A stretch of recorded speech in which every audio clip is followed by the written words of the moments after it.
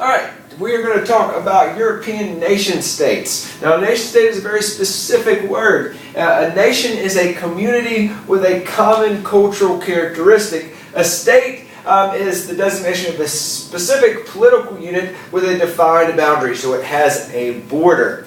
So a nation state would be a country with a border that shares a common culture, common characteristics. So we're going to be talking about various European nation states and what's happening in them. Now, when we talk about these nation states, we're mostly going to be talking about Western Europe, not Eastern Europe. So if you take a look at this, which one do you think is actually Western Europe? It is actually this one here. This would be the Ottoman Empire down here. This is going to be Kievan Rus, or Russia, which we'll talk about later on. We'll talk about both these later on. We're going to be talking mostly about Western Europe today. And what's happening in each kingdom of Western Europe. Now, most of Western Europe turned away from feudalism, which we talked about in the last unit, to something called absolutism, or absolute monarchy. And this is when a king controls all aspects of his kingdom. Whereas in feudalism, the king's power was sort of limited because he shared power with the nobles. But here he's going to control all aspects of his kingdom. He's going to control religious worship. He's going to create very large bureaucracies and armies to oversee the kingdoms and make sure that the people are following his rules.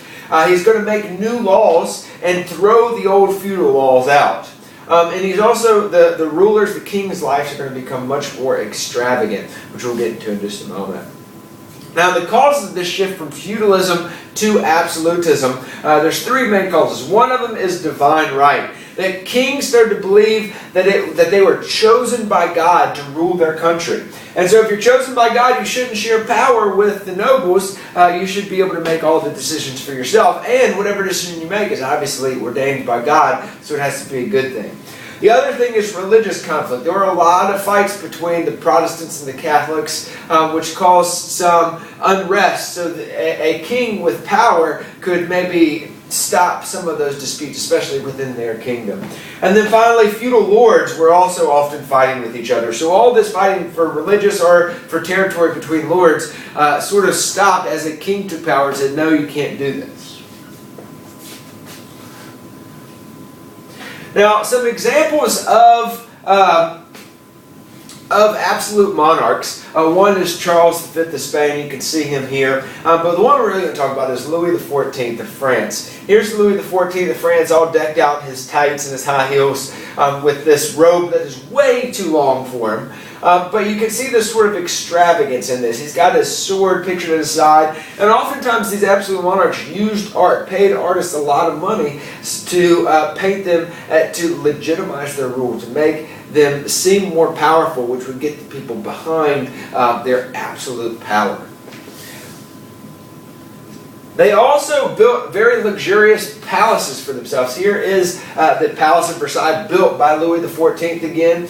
And this again is monarchs using architecture to kind of show their power. If somebody walks by this palace, the Palace of Versailles, which is the largest of its time, they would think that this king is a powerful person. They would want to get behind this king. And it also shows that if the people are willing to fund this huge palace, that they are sort of, the king has their support.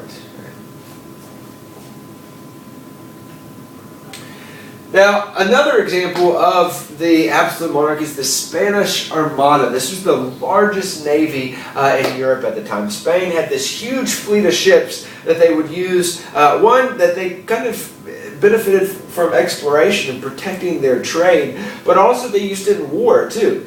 And so the Spanish Armada was sort of this big idea of a king having this power with the navy.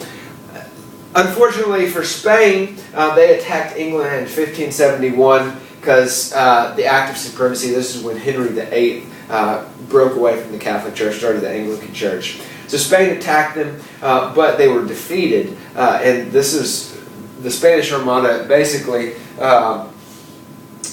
becomes much less powerful. And it gives rise to the Elizabethan era. Queen Elizabeth was King Henry VIII's daughter who committed the act of supremacy, breaking away from the Catholic Church. And this sort of marks the rise of England. Now, Spain and Portugal started out as the strongest European countries because they get to the Americas first. They're getting all these resources. They're becoming very powerful. But this sort of marks England becoming much more powerful and sort of rising to the top of the European scope. It's this Elizabethan age, this golden age in English history. And you can see here Queen Elizabeth, this is all part of the Tudor family, the Tudor dynasty, which is another characteristic of absolute monarchs here. Now in England, at part of this Elizabethan era, they also had a new development, which is a constitutional monarchy. So we had the absolute monarchy, then we have the constitutional monarchy. And this is when a king rules over a country. He has power, but his power is limited. He can only do what the laws allow. And in England, there was a revolution called the Glorious Revolution when King James was overthrown. And basically, this gave Parliament more power. The Parliament is elected officials that represent the people. And now Parliament can make laws after this Glorious Revolution that the king has to abide by. Now, so we have the constitutional monarchy, we have absolute monarchy, which are, the constitutional monarchy doesn't really pick up till later on in European history for other countries. In England, it picks up, but we have mostly absolute monarchs. And even in England with the constitutional monarchy, kings still try to do what they want. But in two kingdoms, the Holy Roman Empire and in Italy, they stayed feudalistic in nature. Absolutism, constitutional monarchy didn't spread everywhere.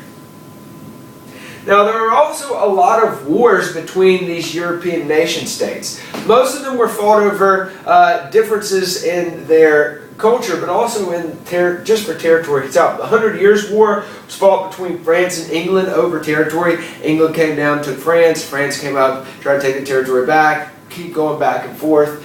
Sort of ended with Joan of Arc sort of leading the troops against France and England, or leading France against England and winning it back. This is a very long, bloody war fought over territory.